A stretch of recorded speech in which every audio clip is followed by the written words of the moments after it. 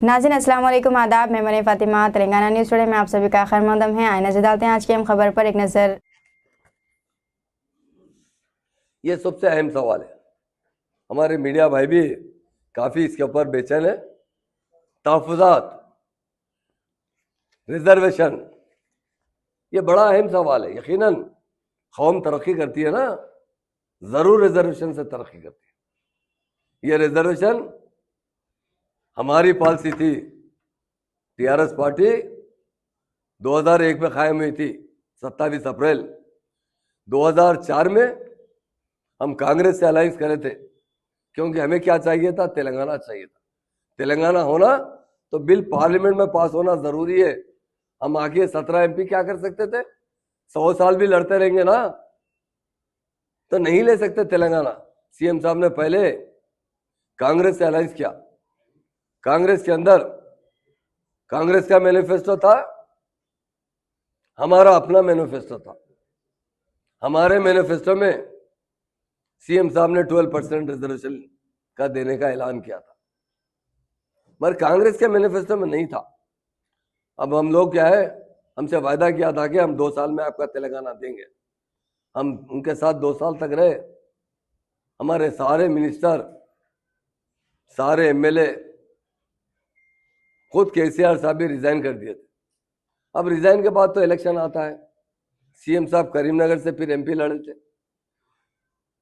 Vice राज secretary साहब सारे मिनिस्टरों के साथ, तेलंगाना के 17 मिनिस्टरों के साथ और कुछ एमपीओ के साथ केसीआर साहब के खिलाफ कैंपिंग करने करीमनगर आए थे। उस वक्त हुआ कि हम जब 12% की बात करें मुसलमानों को वोट लेने के लिए, कांग्रेस ने जब वायदा किया कि हम भी 5% देंगे।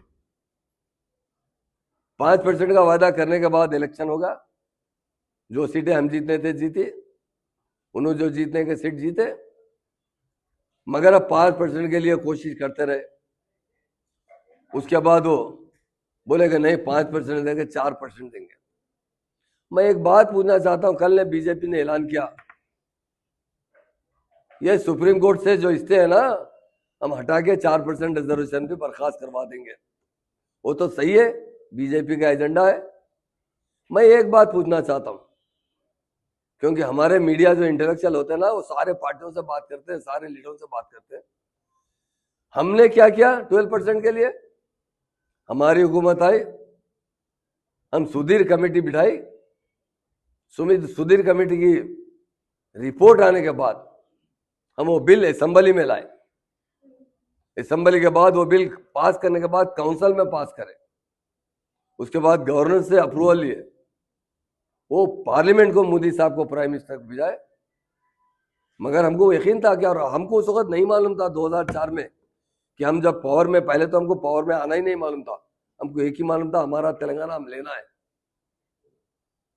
जब कांग्रेस पावर में आई, डेफिनेट 2004 से 14 तक, हम उसके लिए भी अप्रिशिएट करें। आप दीजिए 5%। क्यों वो लोग असेंबली में नहीं लाए? क्यों काउंसिल से पास नहीं करवाए? क्यों गवर्नर से अप्रूवल नहीं लिए?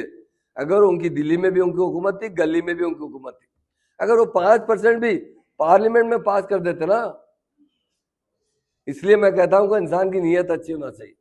5% भी असल में पास कर देते ना, अल्लाह का शुक्र है 4% से भी फायदा हुआ। मैं नहीं होता हूं। अगर 5% असेंबली में पास कर देते, वो रिजर्वेशन लाइफ लॉन्ग के लिए हो जाता। कुछ दिन पहले पार्लियामेंट में केस आया था, सीएम साहब ने खुद मुझसे बात की, मुझे कहा महमूद भाई ये रिजर्वेशन किसी तरह कायम रहना चाहिए।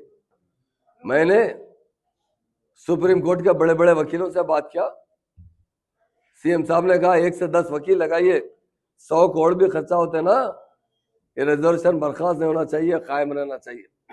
ये कहने वाला कोई लीडर है तो वो केसीआर है। और आज हमको कहते हैं कि हम 12% कैसा देंगे? आप जानते हैं, आप 5% भी हमारे दबाव पे दिए हैं। अगर टीआरएस पार्टी नहीं बनती ना, मुसलमान रिजर्वेशन नहीं देते थे मुसलमानों को। हमारी दबाव पे आकर वो 4% का रिजर्वेशन बिल पास, असेंबली में नहीं पास किया, काउंसिल में पास नहीं किया, जियो पास किया गया। जियो को किसी ने चैलेंज किया, आज सुप्रीम कोर्ट में मसला अटका हुआ है और हम आज पूछना चाहता हूं ना भाई, आज भी डिक्लेयर कर सकते हैं ना 12%। आप 6 पॉइंट बता रहे हैं, 8 पॉइंट बता रहे हैं, 10 भूषण बता रहे हैं, अलग बात है। आप रिजर्वेशन देना मुसलमान से हम तायद करते हैं। आज राहुल गांधी साहब डिक्लेयर कीजिए, मैं इमीडिएट हमारी सेंटर में गवर्नमेंट आएंगे, हम जरूर 12% रिजर्वेशन देंगे। और एक बात बताना चाहता हूं मैं, हम फ्यूचर में कभी भी मर जाएंगे मगर बीजेपी से अलायंस नहीं करेंगे। हम वो पार्टी से अलायंस करेंगे जो सेकुलर होगी।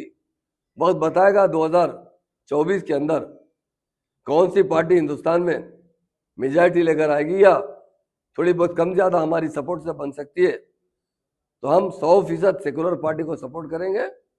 और जब ये एजेंडे में रखेंगे कि हमने 12% का वायदा किया था, इसका बिल पास कीजिए, अगर कोई एतराज करते तो 1-2% कम ज्यादा पे मान लेंगे, मगर मुसलमान को 4 से 8, 10, 12% तक पूरा हक दिलाने के लिए हम मुकम्मल कोशिश करेंगे।